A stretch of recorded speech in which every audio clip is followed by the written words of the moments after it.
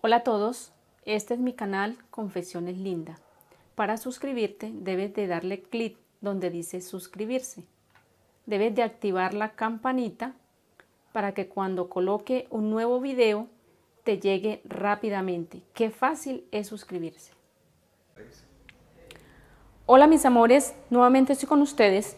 Hoy quiero enseñarles a hacer una mascarilla 3D para los pequeños de la casa. Vamos a utilizar un pedazo de tela de 18 centímetros de ancho por 16 de largo. Doblamos la tela de esta forma, que nos quede así en cuadrito, y vamos a medir rápidamente. Vea, aquí tengo 9, serían por el lado de los 18 y 6 y 8, aquí nos mide. Vamos a medir 3 centímetros por este lado, así, y 4 centímetros por este otro extremo, y estos dos puntos los vamos a unir con una recta de esta forma. Ahora traemos la tijera y cortamos este sobrante que nos queda acá.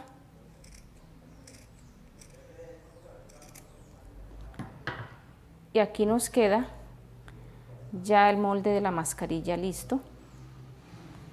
Nos vamos a la máquina a coser. Bueno, vamos a iniciar a coser la mascarilla. Vamos a coser, en esta parte vamos a dejar unos 4 centímetros de abertura para voltearla.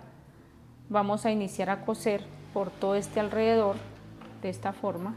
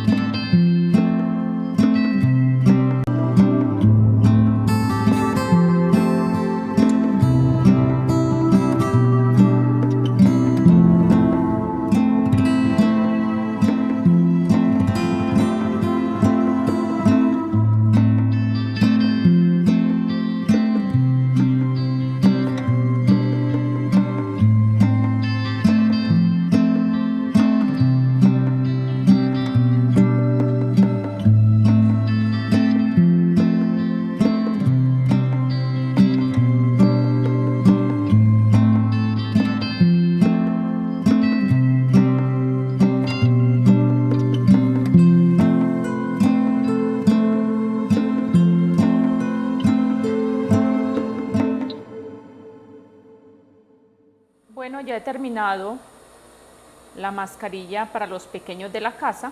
Miren cómo queda de bonita.